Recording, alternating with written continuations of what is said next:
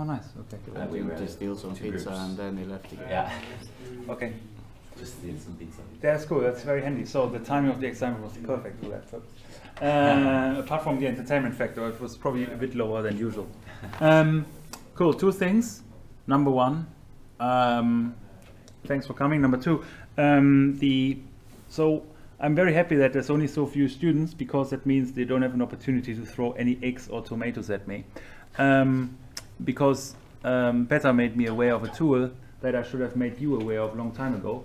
If you haven't seen that yet, and you still have issues with debugging, some of the intricate internals, it's probably really worthwhile just downloading and playing with CodeXL. And it's actually quite playable in the sense that you don't need to invest much time, but basically the idea is that it allows you fairly transparent introspection of the OpenGL pipeline. So you can actually see what's happening somewhat behind the scenes, debug particularly your buffers, textures, and the like. And the way it works, seemingly, as far as I got, Petter can fix whatever I'm doing wrong here. So you basically set up your own project. The only thing you need to have is your executable that you need to obviously, in this case, link to directly. So you kind of need to muck around in your debug or release folder of your Visual Studio project if you're a Windows user. And if you're not, you're out of luck anyway. So you Gdebugger? Okay, but this is Windows only. Yes, right. So I get to that in a second. So there's an equivalent for the Linux people. Okay. That subculture we address everyone here. So that's good. So and then basically the idea is to just run it. So what it will tell you first is that you don't have an AMD GPU because it's apparently optimized for AMD GPUs, which doesn't matter because OpenGL is reasonably generic enough. So this is the you don't see anything here right now. It's basically just my Buggy Lab 5, which doesn't show any output. But if you actually stop the execution, you get something meaningful, and that's actually kind of super helpful in terms of functionality. So you see all the probably there you go. You can inspect all the different buffers. So for example, see is actually is there stuff drawn in the depth buffer, even though it may not show up in your front or back buffer for whatever reason, which we couldn't figure out yet in this particular case. But you can inspect the different buffers quite nicely. So at least you know, okay, yes, the positions are correct, and actually something is filled there, as well as textures. There's a bit of a delay here. So in this case, it's the textures of that game, and just to debug basically whether they have been properly loaded or not, because it will show you if you couldn't load them. So that's probably also a common challenge that people had doing the lab, doing the assignment, I guess. So yeah. What's the relation of texture unit and textures? Yeah, I didn't figure that out yet, I must admit. I'm not sure in how far we can represent. Yeah, so I'm just wondering if it's a one-on-one relationship, or if it's you can have many textures in one texture unit. One too many was my intuition here that I got, but Peter, do we have any concrete insight right now? No? Okay, cool. So, but as far as, I just used it as a means to figure out whether the loading actually works. So because the texture unit is the one you are referring to in the shapes. When you never refer to the specific texture, you bind the texture to a texture unit, and then you refer to that texture unit. Yeah, but I'm not sure if that's what's the relationship with one-to-many or one-to-one and so on. So yeah, it's probably really something we need to explore more. Thanks for the point up. That's a good one. Possibly the most meaningful one, apart from the other ones that are more obvious, is the ability to inspect your buffer objects, right? So if you want to see what's actually in your buffers and has been loaded and stuff, and get an overview of how many buffers you, not how many you have, because those are the ones available for the OpenGL implementation here, which is like 16, what we are missing. But you can actually inspect them as well, and then basically look at whether you filled them properly and so on. So I don't know. I find it a very handy tool to actually inspect some of the details that you may not otherwise have attended to. Or for example, your elements buffer that you filled, if you have the proper, you know, I don't know, whatever indices of the vertices that you want to use for drawing elements. Cool. Yep. Apart from then, we have the shader programs that are loaded as well, so you can see all the shader programs that have been loaded, and the shader code. I'm not sure what the value of that here is because it just shows the content. I'm not sure, it doesn't do anything right now. I think it just died on me. But I think I pressed too many buttons here and I need to close that. So. All right, so.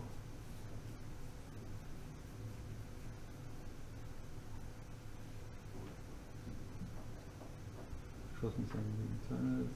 So hang on, how do I see anything meaningful? Ah, there you go. So basically, it's just a vertex shader code. Yeah, not something we can. Something we can see elsewhere as well. So I don't know what's the real value here. Cool. So here's the thing. Here is perhaps more interestingly is the shader programs when they are loaded, the linked shaders, right? So you load the shaders and then link them to a shader program, and this you can basically see which ones are linked to that one. In this case, vertex shader 1 and fragment shader 2, right? They're linked to program 3, for example. Yeah, I don't know. So I don't think that will be a big deal because we don't have too much shaders in our current implementation. But I think the load of it will probably be along the lines of looking to vertex buffer objects and seeing if your layout is proper and intended, as intended. So I think it's a worthwhile tool to play around with. Note the inspection only works if you break the actual execution, so you can actually, or pause the actual execution, so you can actually inspect and have a look at it. Yeah, that's pretty much it. One thing that obviously you need to be mindful when you're directly accessing it from the debug bin directory. You will need to copy your resources and shaders to the corresponding relative directory, because hang on, now you see something very weird.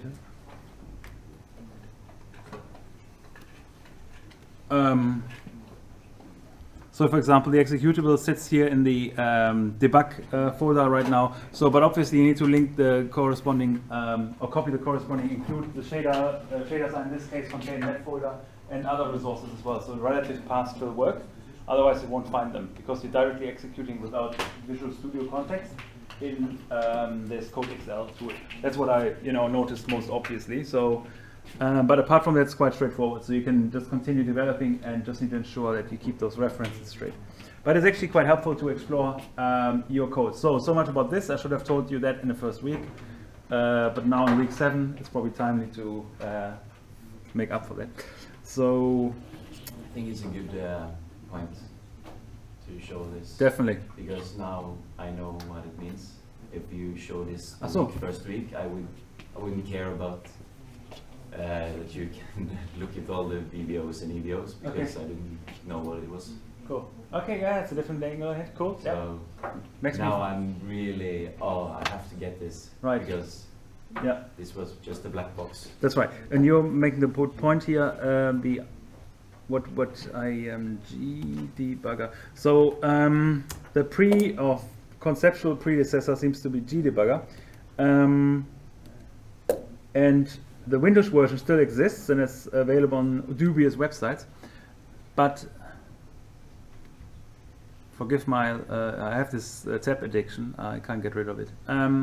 So that seems to be the conceptual predecessor. However, if you download it for Windows, you get some weird notifications about malware and so on, whatever else, but it's still available for Linux. So it's basically the equivalent, and you have kind of the same functionality available there as well.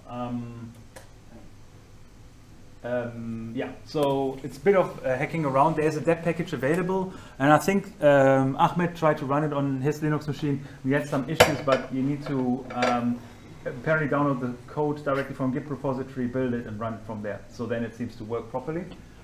Yep. So if you run native Debian, it should work. So Ubuntu seems to be slightly different there. So that's the only thing. So GDebugger, have a look at this if you're running Linux, or I'm not sure about the Mac people, another subculture here. So I'm not sure how far they are supported. Peter, do you know any Mac related?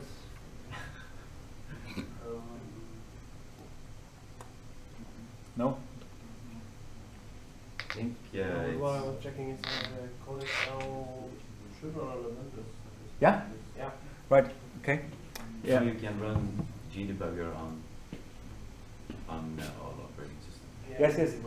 But if you download it, you get some weird in Windows there. It doesn't really want to run it anymore.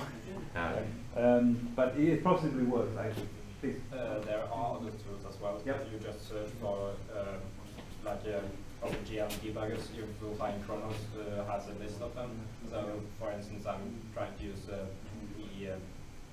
not on this website, but on okay.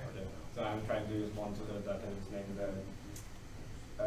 render doc. Okay. It works slightly differently, I think, because you have to like capture a frame, so you don't have the code available at the time, but you have like the executable, and you run that instead. Yeah, that was what he was doing now. That's basically the same. So. Oh, but you had like you could see your own code inside the text editor. Yeah, but this was the shaders which are linked to the executable. Yeah, only the shaders. Only shaders. I couldn't find the Vertex shader specifications. I could just see what was the input and output of the shaders. Ah, okay, okay. Yeah, but I mean, looking at the code is probably not the most important feature there, I guess, because we actually can do it anyway, right? So that's the one you're using? Yeah, I will try that one. That is cool. Work nicely. That's cool. Yeah. Yeah. Do you ever run it? Or No, it's not Mac. not Mac. But it is Windows. It is Linux. Windows. Maybe I can try and build it. But Codex does a lot of other stuff as well, like shader, code analysis. Okay. So. Yeah, it there you gives go. me like warnings of performance issues and such. So Oh, that's nice. Yeah, that's handy as well. But yeah, that's cool. Looks more Oh, wow, this is- professional than Ah, the other. that's especially you see the entire More pipeline. hardware. That is pretty cool. yeah. That is super cool, right? So Let's try. well, you know, you can use any of them anyway. I'll just probably just install and see if it breaks. I had a slight bug the first time I tried to run it. It didn't seem to bind the executable to the to render doc itself. So when I took capture, it just said that I had taken a capture, but it didn't load it. But Okay. Next time when I tried it again, So, but it's running on your machine right now. So. I can run it. Or you could just plug it in and give us a. So I can go in here and modify where. Do you have HDMI? Xcode. Yes, I do. Just plug it but in. I don't have the Tools. HDMI. No, that is here. So, since you have it running, so I don't need to set it up and stuff. So, slide shift in spectatorship. Camera is detached. That's good. Just pull. Make yourself at home. Should pick and give. Yeah. Yeah, that was something. That was something. I think it's searching. Mine has at least realized that it is Som jag har connected. avhängiga av Xcode. Du får det med på köpet. Du kan köra det. Please wait. Hang on. Yeah, there you go. You have you. Cool. Yes. Second screen. So There you go. there we are. Okay, I can just do some settings first. So shouldn't take too long. Oh.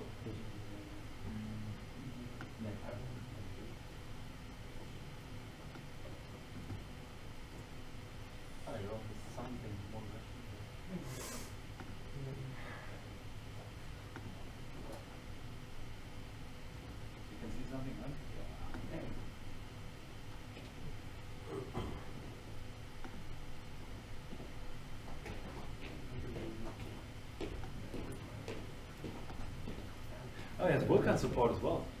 Vulkan capture is not configured. So it's, yeah. okay. So now, When I started using it. so you can specify which folder the executable should run from. Yeah. So where you execute it, and what the actual executable is named. So you can find it. Yeah. Like it isn't exactly like a. So Handen. Oops, it's the wrong one. Then oops, and then Pacman. Then you can just launch it from within the application, and you will see it run up in the corner. Then you can press F12 to take a capture. Then you can take several captures, and then you can load the capture you have taken. So when that is done, you can go into like pipeline status, and you can see like it doesn't display anything right now on what is in the different shaders, but So, but does it do that? oh yeah, here you can see what the different codes are. So GL draw array. You can see in this output the wireframe if you have displayed wireframe, or you can show the whole pass. I think no shaders here secondary, so you can see the map, for instance, with all the vertices. You can toggle them off and on, and here is the buffers itself, and you can see that it is the vertex shader input. You can also see the vertex shader output if anything changes within that, and then you can, for instance, change to the Pacman in this case, which has different buffers and different outputs. So yeah, it seemed to work quite well for this sort of easy stuff, but I'm not sure of the more advanced features. I haven't used them. Like I can see that there is some issues with my code here. It gives me a warning, but I don't know anymore. But cool, sounds good. Yep. That's definitely not a good tool. Yeah. I don't know if you looked into it, you can do the same thing in the code itself. Yeah. Okay. You have to rank to look at all the calls and everything. Right. Right. No, I haven't. I was just intuitively working on the video stuff. Right. Yeah. But I would recommend people to explore those tools just on their own code, so to see what's happening there, and perhaps you find the bug you have been looking for some time. But that's definitely worthwhile. We'll probably come back to that when we have corresponding functionality, when it's worthwhile to actually show show that somehow show the state directly. So then it's actually probably quite helpful to have a tool like that around. So. And I found out that I could actually see the shaders, like the text of the source. I just haven't. Ah yeah. Okay. Cool. So RenderDoc was the one, right? You just showed. So if anyone also on the stream is keen, have a look and explore that. So how did you get it running on yours? Like you download the folder, like it's just a download, and you unzip it, and you can place it wherever you want, and it has the same folder structure as the normal include. So you have like a bin folder, and okay. You just run it from the. And that you run OpenSUSE, right? Yeah. So. Yeah, I see. I mean, then a bunch of people need to check, and yeah. It should work around on everyone. It seems to be just one for all things. Cool. Sweet. Yeah. Cool. That sounds good. Place it in the box, for example. Yeah, or anywhere else. Okay. Cool. Nice. And everywhere else. And everywhere else. That's right. So, in terms of, does anyone have access to the stream right now? I want to see if anyone posted something there. Can I show the Mac? Yes. Stuff? What? You I can, haven't got it up yet. if you have something I'm on. almost there. Yeah, once you have, let me know. We'll bring it up. Just. Just to show how superior the Mac tools are. Of course. Of course. Not to mention that they support OpenGL 4.1, right? So yes. But I think I can just download OpenGL 4.5. Okay. Can you? Look like it. I don't know. No, I don't know. So, so a question I actually have, and it's actually not expert themes here, but why is the stream offline? The stream should. No, it's on the other channel. Okay, cool. The question I actually have in terms of progress. I noticed some people are done, some people, or many people are not done. Would people like to have extension over the weekend to wrap up their functionality, basically? And it would obviously give also the opportunity to continue working if you haven't already, or if you haven't done any of the bonus stuff or whatever else, to extend on it if you like. So, so I know that some people are pretty much done with that right now, which I totally get, especially investing that lot of time. But I think for some people a bit of time would be worthwhile to finish up their exercise a bit, right? So Jonas, you're done, so you assume, right? But we have done enough, I think. Interestingly, the teams that I've talked to, I think the most important insight that people generally gathered was that you're never done. You're never really done, right? Yeah. So because you said the same thing to me yesterday as well. Well, you know, there's no end. Once you get going, there's literally no limit anymore. It is as to how far you can push it, right? So in terms of functionality. So I'm quite willing to give extension until you know that whatever the next Monday session, but before that, so we have that kind of wrapped up if people are still willing to commit and work onto their project. But I don't want to damage any effort of people that say, hey, I want to be done by today, you know, I put all the effort in. That's obviously you need to honor that as well. So we'll see how we deal with this in terms of marking and so on. But I think it's still worthwhile that everyone has a kind of semi-working version, mostly because this iteration is should be seen like an investment in a sense that you have a working framework that you can reuse. So whatever task comes next, you can use it as a skeleton to continue, right? So that would be the intuition. So I'll send a mail later because now I somehow managed, hopefully, to get access to Blackboard and tell everyone that there's an option to extend it to the Monday session. So, but before that, please. Cool. What else? This one, Code Excel. That's what I wanted to get at. Yeah, good. I think there's not many people here, so there's no point going into depth into reviewing anything right now. It's more like finishing up with what you haven't done yet or whatever else. But you guys are done, totally done, right? Mostly. Mostly, okay. So yeah, so we can basically package it up and provide the repo. And did you put your repo on the spreadsheet? No, we're not on the same group. Ah, right. Sorry. All right. Okay. Okay. Shouldn't make any assumption. So your group is mostly done. Your group is. Yeah, I don't think we're gonna do anymore. Okay. Cool. So yeah. So yeah. Cool. Just remind me that you guys finished early, so it should be warranted. That's cool stuff. So that you. I mean, one of the things here is also you can't do last minute apparently. So I'm not sure if it's a good lesson, but it seems to be one of us. Anything else we need to mention? It's not a good lesson. No, right? Just that people die together here right now. That's right. Good. Yeah, probably on Monday we can talk about the OpenGL insights that people gained and perhaps do a bit of code review.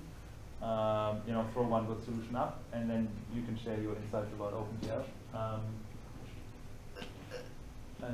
Yeah. How are you gonna review how are you gonna like grade? Yes. So the idea is that we actually come around. That was really neat. Anyway, that we go around and actually mark individually. No, not individually, in groups, obviously. So like the cloud. That cloud, yes.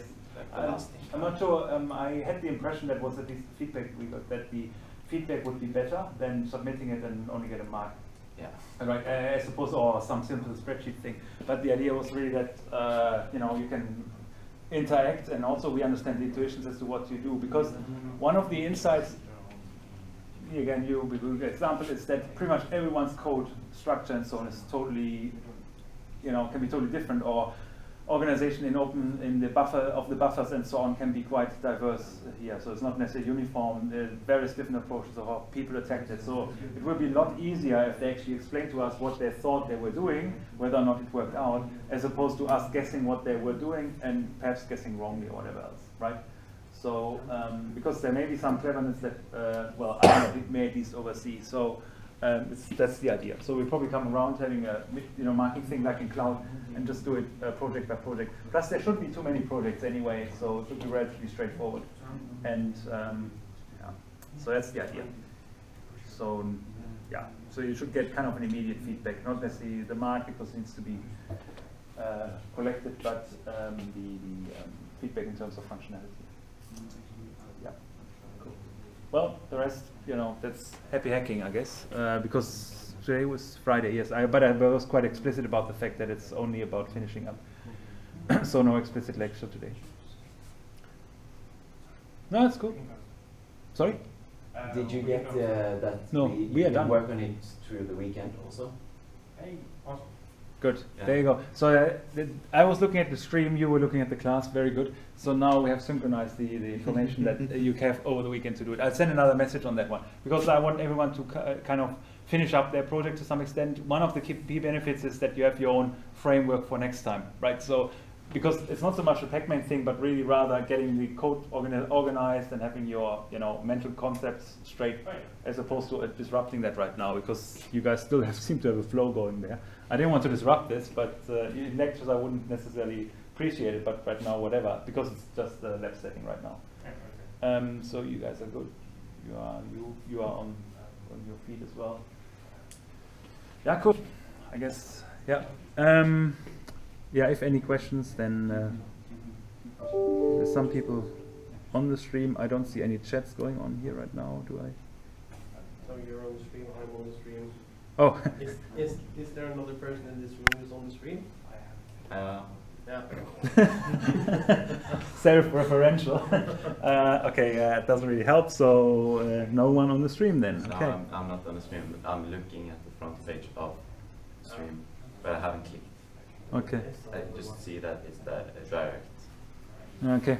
live. Well, I think people have other things to do, so I'll need to send a message, I guess. Cool. Right.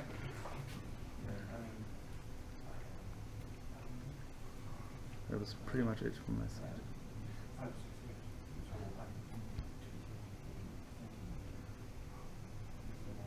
They probably stop the stream now, so it's probably little value of streaming that further.